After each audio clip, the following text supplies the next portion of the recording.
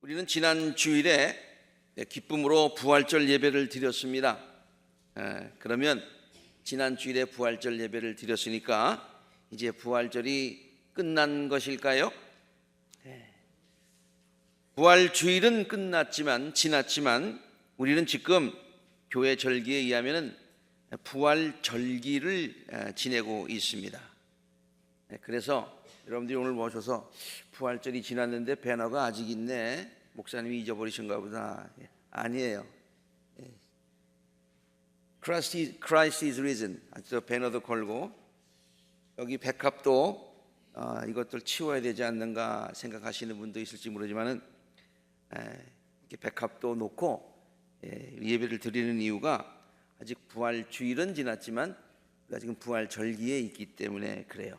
다음 주 일주일 되면 이제 좀 시들어서 이제 밖으로 내가야 되겠지만은 하여튼 오늘까지는 이렇게 놓고 있습니다. 미국 교인들이 이 기간 동안에 주고받는 인사의 말, 저도 우리 미국 목사님으로부터 이런 인사를 받은 적이 있는데 이메일로 이렇게 썼어요. 그것이 우리 지금 부활절기를 지내고 있는 의미를 잘 설명해 준다고 해서 제가 여기다 좀 썼습니다. Easter day is past. Easter day, 예수님이 부활하신 날이죠. 지난 부활절이죠. 그건 지났어요. But not the Easter season. 이스터 시즌이 끝난 것은 아니에요. 지금 시작이에요. 그리고 또 Easter life, 부활의 삶, 부활의 신앙을 가지고 기쁨으로 살아야 되는 그 부활의 삶도 지난 부활주일과 그냥 그걸로 끝난 게 아니다, 그런 얘기. 지금서부터 사실은 시작이다, 그런 얘기가 되겠죠. 그렇습니다. 예수님께서 부활하신 것은 하나의 이벤트, 사건으로 끝난 것이 아닙니다. 그것은 마치 파도가 한 번에 웨이브로 끝나는 것이 아닌 것과 같지요. 파도가 계속해서 밀려오듯이 예수께서 부활하심으로 인해서 생긴 기쁨과 소망과 감격의 파도, 예수님께서 파도를 기쁨과 감격과 소망의 파도를 이렇게 일으키셨는데 그 파도가 그냥 한번 퍽 하고 끝나는 것이 아니라 계속해서 모든 성도들의 삶 속에서 파도처럼 밀려와서 우리들의 마음을 탁 하고 치고 우리들의 삶을, 심령을 탁 한번 치고 그렇게 된다는 얘기예요. 부활절기를 다른 영어 표현으로 하면은 이스터 타이드라고 그렇게 얘기를 합니다. 이스터 타이드, 부활절기죠. 근데 그 타이드라는 말이 무슨 말이에요? 이게 밀려오는 파도를 얘기하고 있죠. 물결을 얘기하고 있어요. 그래서 계속하여 부활의 기쁨이 파도처럼 밀려 들어야 하는, 드는 그런 기간이다 라고 영어로는 그렇게 불러요. 성경은 부활하신 예수께서 밀려오는 파도처럼 제자들에게 여러 차례 나타나셨다고 증언하고 있어요. 한번 예수님께서 살아나시고 그냥 승천하신 것이 아니시라 제자들에게 실망하고 절망하고 두려워하는 제자들에게 나타나시고 또 나타나시고 또 나타나시고 파도가 계속 밀려오듯이 나타나셨다고 사도 바울은 이렇게 증언하고 있어요. 내가 전해받은 중요한 것이 있는데요, 곧 그리스도께서 성경대로 우리 죄를 위하여 죽으셨어요. 그렇지만은 성경대로 사흘째 되는 날에 살아나셨다는 거예요. 그리고 이제부터 이제 파도가 밀려오는 걸 보세요. 첫째는 게바에게 나타나시고, 게바가 누구예요? 베드로죠. 다음에는 12제자에게 나타나셨어요. 그 다음에는 이번에는 500명이 넘는 형제 자매들에게 한꺼번에 나타나셨어요. 큰 파도죠. 근데 그 가운데 더러는 세상 떠난 사람도 있지만 더러는 지금도 살아있는 사람이 있다는 거예요. 그때 얘기하는 거예요. 그 다음에 또 그걸로 끝난 것이 아니라 이번엔 야고보에 나타나시고, 그리고 모든 사도들에게 또 나타나시고, 그리고 나서는 맨 나중에 다리 차지 못하여 태어난 것 같은, 지금 이게 고린도서가에서 기록하고 있는가 바울이 기록했어요. 바울은 예수님과 거의 동시대에 살았지만은 예수님을 생전에 한 번도 못 본 사람이에요. 그러니까 예수님이 부활하신 것도 못 본 사람이죠. 그런데 바울이 뭐라고 하냐면 부활하신 예수님이 나에게도 나타났다는 거예요. 자기에게도 나타났다는 거예요. 1번서부터 5번까지에 나타난 사람들은 다 예수님과 같이 지냈던 사람이고 예수님의 부활을 직접 눈으로 목격했던 사람인데 바울은 그렇지 않아요. 저는 이 말씀을 보면서 바울에게 나타나셨다면 우리에게도 나타나실 것이다 라는 생각을 해보았습니다. 왜? 우리도 예수님과 동시에 살진 않았잖아요. 그렇지만은 부활하신 예수님을 바울이 보았다면 우리도 부활하신 예수님을 체험할 수 있겠다라는 그런 생각으로 저는 이 말씀을 굉장히 좋아합니다. 이처럼 부활하신 예수님은 말이죠, 한 번 부활하셔서 그냥 그걸로 끝난 것이 아니라 제자들에게 밀려오는 파도처럼 여러 차례 나타나셔서 그들에게 확신도 주시고 소망도 주시고 용기도 주시고 사명도 주시고 그랬다, 그런 얘기예요. 그렇다면 제자들의 모습은 어떠해야 했다고 생각하십니까? 이렇게 예수님께서 여러 차례 오셔서 이렇게 확인시켜 주셨는데 그러면 제자들의 모습은 어떠해야 된다고 우리가 생각해요? 당연히 제자들이 기뻐하며 확신과 자부심을 갖고서 부활의 증인들이 되어야 했었겠지요. 그렇죠? 그런데 사실 성경을 자세히 읽어보면 제자들의 모습은 한동안 그러지 못했었습니다. 아까 영상을 봤습니다마는 베드로가 그냥 앉아가지고 그 한숨 쉬고 있다가 에이, 고기나 잡으러 가자 이렇게 하잖아요. 엠마오의 제자들도 마찬가지고요. 물론 부활하신 예수님을 처음 배웠을 때에 저들은 기뻐했습니다. 감격했습니다. 그런데 그 기쁨이 오래가지 못했어요. 다시 의심하고 다시 두려워하고 다시 혼돈스러워하는 그런 모습들을 볼 수가 있어요. 오늘 우리는 부활하신 예수께서 엠마오 제자들을 찾아가신 이야기와 부활하신 예수께서 디베라 바닷가로 제자들을 찾아가셨던 이야기를 함께 읽고 또 영상으로 보았습니다. 지금 엠마오 가는 두 제자, 아주 유명한 그림이죠. 그리고 디베라 바닷가에서 고기 잡는 그림들이 많이 있는데 제가 저 그림을 좀 골라봤습니다. 제가 이 두 이야기를 오늘 좀 본문이 좀 길어서 어떡할까, 하나만 읽을까 아니면 부분만 읽을까 고민하다가 그래 같이 읽자. 그래서 본문을 두 개를 다 읽었어요. 근데 영상으로 보니까 또 지루하지 않았죠? 나름대로 의미가 있었죠? 네, 이렇게 제가 두 이야기를 오늘 설교 본문으로 이야기로 삼은 이유는 이 두 이야기 사이에 공통점이 많이 있기 때문입니다. 그리고 그들의 모습에서 우리 자신들의 부족한 모습도 발견할 수 있기 때문이죠. 첫 번째 공통점은요, 그들이 모두 예수께서 부활하셨다는 소식을 듣거나 또 부활하신 주님을 직접 배웠다고 하는 것입니다. 엠마오로 가던 두 제자를 한번 보세요. 저들이 그냥 실망해서 그냥 예수님 돌아가셨으니까 에이 다 끝났다 그냥 간 것 아니에요. 예수님께서 그들이 예루살렘을 떠나서 엠마오로 가기 전에 예루살렘에 있을 때에 예수님 부활하셨다는 소식 들었어요. 누가복음 24장 21절 이런 일이 있은 후 예수님이 돌아가신 후를 얘기해요. 벌써 사흘이 되었는데 부활하셨죠. 우리 가운데 몇몇 여자가 우리를 놀라게 했어요.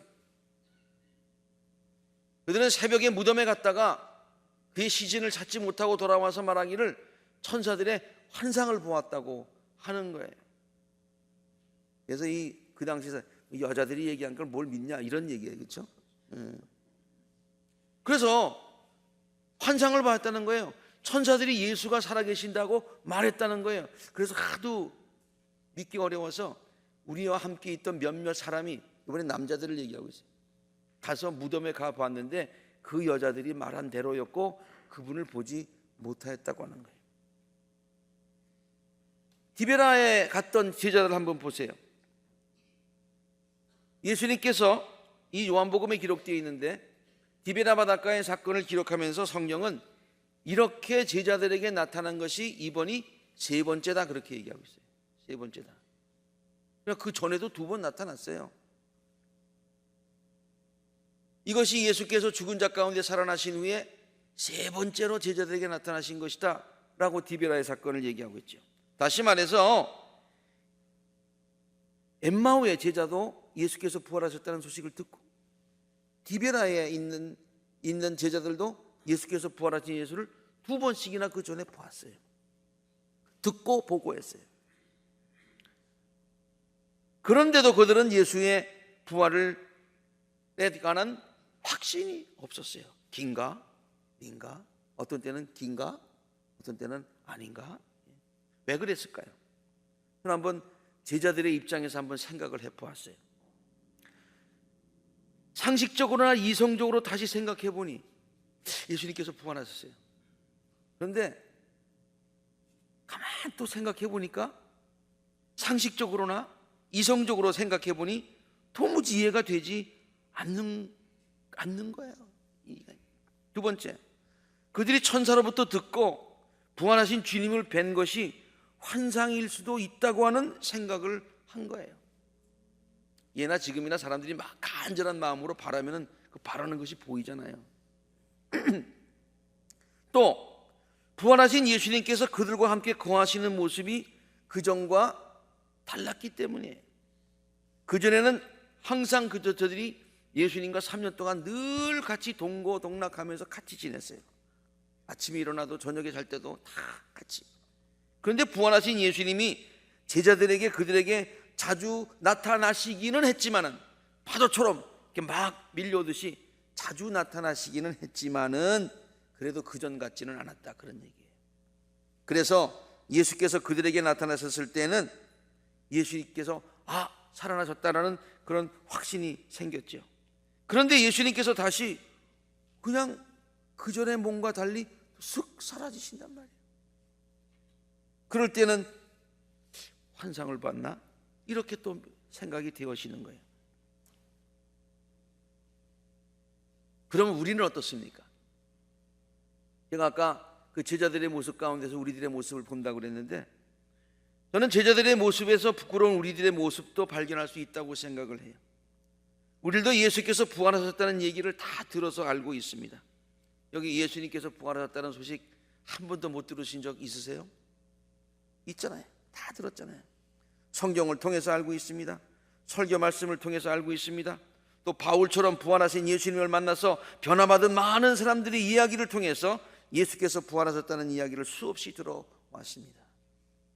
그런데 죽은 자가 부활했다는 것을 또 가만 생각해 보면 상식적이고 이성적인 수준에서만 이해하려고 하면 의심에 다시 빠질 때가 있습니다. 그렇다고 해서 부활 신앙이 전혀 우리에게 없는 것도 아닙니다. 제자들처럼 부활하신 주님이 지금 나의 삶에 계신다고 경험되어질 때, 주님이 지금 나의 삶에 계신다고 할 때는 살아계신 주, 그렇게 믿습니다. 부활 신앙을 갖습니다. 그러나 하나님의 임재, 예수님의 임재를 느끼지 못할 때에는 다시 의심에 빠지게 되는 것이 우리들의 부끄러운 모습입니다. 또 예수님께서 엠마오 두 제자에게 동행하셨을 때 저들이 예수님인 줄 알아보지 못했듯이 우리들의 삶에 동행하심에도 불구하고 예수님은 참 계시는지 안 계시는지 그런 모습으로 우리들의 삶에 동행해 주시기 때문에 우리들이 못 느낄 때가 많다.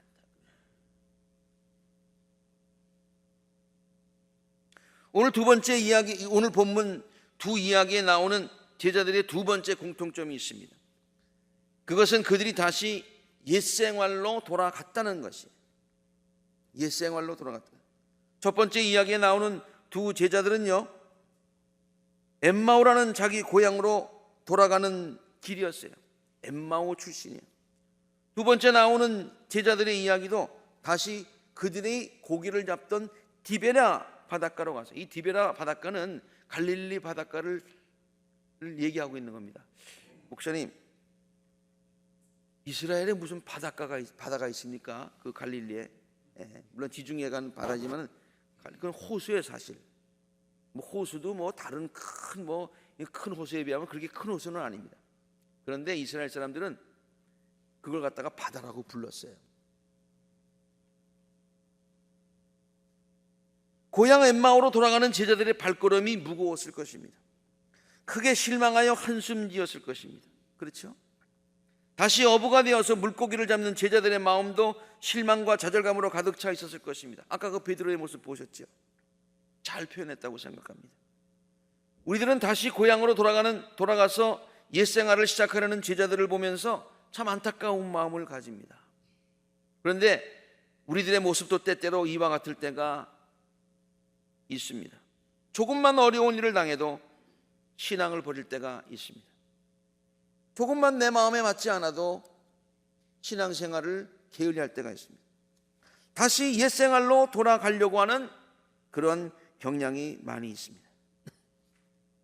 엠마오로 향하던 제자들의 얼굴이 침통하였다고 성경이 기록하고 있는데요, 조금만 어려움을 당해도 침통한 얼굴을 하는 분들이 있습니다. 그냥 얼굴에 다 써 있어. 그냥 그동안 가졌던 믿음이 다 어디에 갔는지 모를 정도로 절망하고 좌절하는 분들이 있습니다. 심지어 시험에 들어서 믿음을 내려놓는 성도들도 있습니다.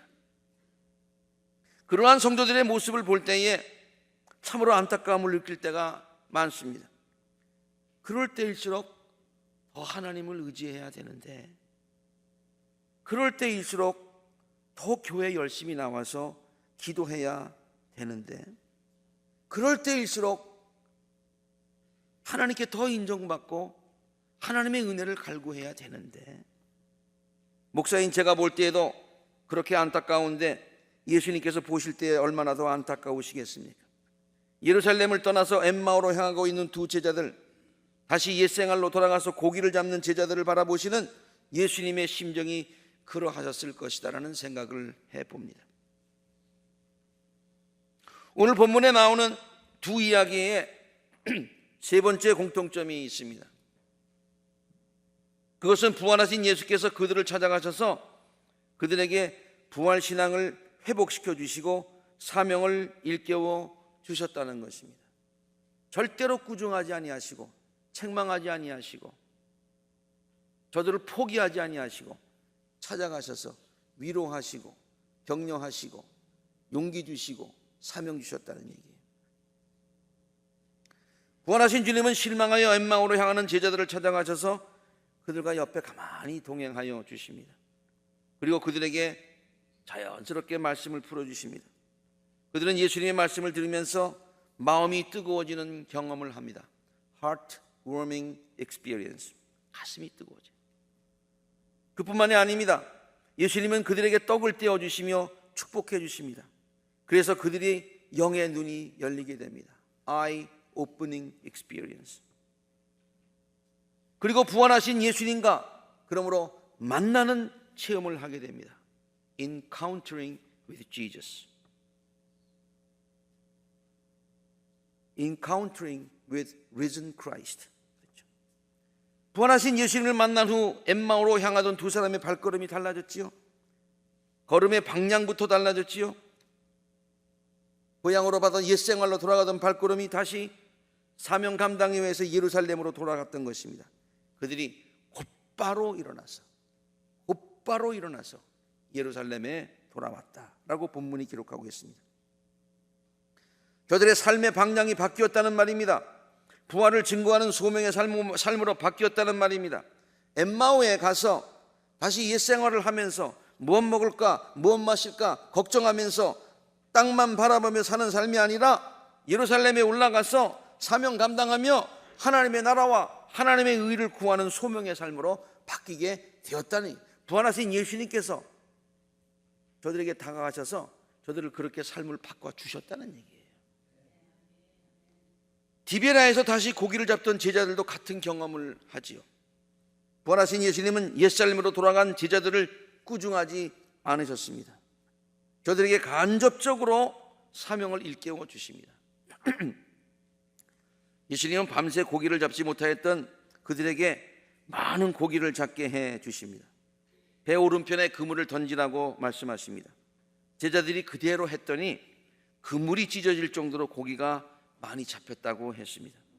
요한 기자는 그들이 잡은 물고기가 153마리였다고 정확한 숫자까지 기록하고 있어요. 여러분, 성경에 이렇게 153마리 잡았다, 이렇게 친절하게 기록해 준 구절이 없습니다.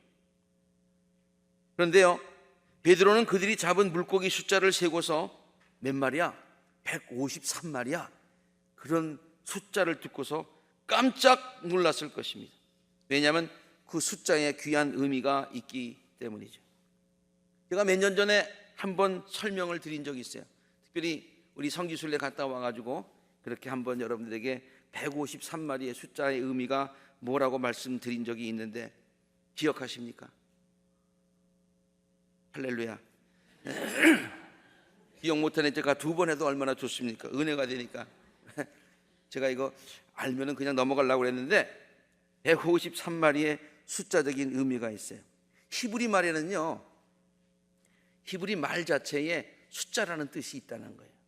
그러니까 말에도 숫자의 뜻이 있으니까 숫자가 또 말로도 바뀔 수가 있다는 그런 얘기예요.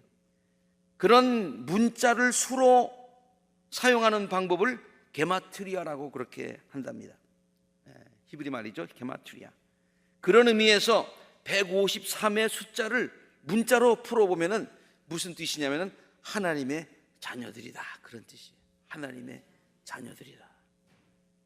베드로가 그물이 찢어지도록 잡았던 것이 물고기 많은 물고기가 아닌데 잡아보니까 하나님의 자녀들이야. 하나님의 자녀들이야. 여러분, 감이 안 와요? 베드로가 아니라서 잘 모르시겠어요? 베드로가 그 153마리 말을 하나님의 자녀라는 걸 듣고 자기가 잡은 것이 하나님의 자녀다, 단순한 물고기가 아니다 라고 하는 것을 하면서 무슨 생각을 했을까요? 내가 옛날에 예수님을 따라갈 때 예수님께서 뭐라고 말씀하셨어요? 시작. 내가 너희로 사람을 낚는 어부가 되게 하리라 라는 말이 생각이 났을 거예요. 네가 지금 고기를 낚는데 그 고기 많이 낚아서 부자 되려고 하는데 돈 많이 벌어서 고기는 많이 잡으면 잡을수록 고기를 잠깐 죽이는 거야. 그런데 그거 하지 말고 사람을 낚으면은 사람은 많이 낚으면 낚을수록 살리는 거야. 고기를 죽이는 너를 위해서 죽이는 삶이 아니라 많은 사람의 생명을 살리는 삶을 한번 살아봐. 욕망이 이끄는 삶을 사는 것이 아니라 정말 하나님께 주시는 사명을 따라가는 목적이 이끄는 삶을 한번 살아봐. 무엇을 먹을까 무엇을 마실까 그것을 위하는 삶이 아니라 정말 하나님의 나라와 하나님의 의를 구하며 사는 삶을 한번 살아봐. 그러기 위해서 나를 따라와. 그 소명 가지고 그 익사이트한 마음 가지고 예수님을 따랐던 거예요. 근데 다시 실망해가지고 고기 잡고 있는 거예요. 근데 예수님께서 잡아보라는 고기 잡아보니까 하나님의 자녀야.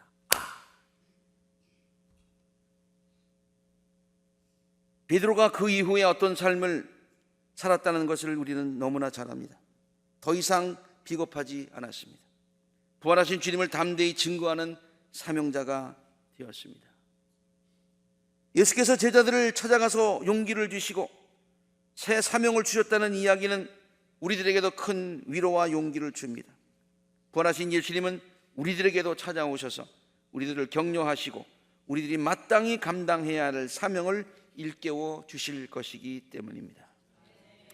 예수께서 부활하신 것을 축하하며 기뻐하는 것 매우 중요합니다. 그러나 그것만큼, 아니 어떤 의미에서 그것보다 더 중요한 것이 있습니다. 그것이 바로 부활신앙을 갖고 날마다의 삶을 사는 것인 줄로 믿습니다. 이것은 예수 믿고 구원받는 것 매우 중요한데요, 구원 그 이후의 삶이 중요한 것과 같은 이치입니다. 언젠가 제가 한번 이런 설교를 했죠. 구원 그 이후, 오늘은 부활 그 이후 그랬습니다. 어느 게 중요해요? 부활이 중요해요? 그 이후가 중요해요? 둘 다 중요해요. 구원이 중요해요? 구원 그 이후가 중요해요? 잘하시네. 졸업이 중요해요? 졸업 이후가 중요해요? 네, 둘 다 중요해요. 그러니까 졸업이 끝이 아니에요. 시작이에요. 그래서 영어로 commencement라고 그러잖아요. 시작이라는 말. 부활이 정말 부활의 삶을 사는 시작인 줄로 믿습니다. 이스터 타이드, 부활 절기를 지내면서 날마다 순간마다 밀려오는 부활의 기쁨과 확신이 우리 모두에게 있게 되기를 바랍니다. 제자들이 두려움과 의심에 빠져 있을 때마다 부활하신 주님께서 밀려오는 파도처럼 다시 그들의 심령의 문을 두드려 주셨던 것처럼 우리들의 심령과 삶에도 계속하여 밀려오는 파도처럼 때마다 순간마다 기쁨과 확신과 소망을 주시고 사명감을 일깨워 주시기를 간절한 마음으로 우리 모두 함께 기도드립니다. 아멘. 기도하겠습니다.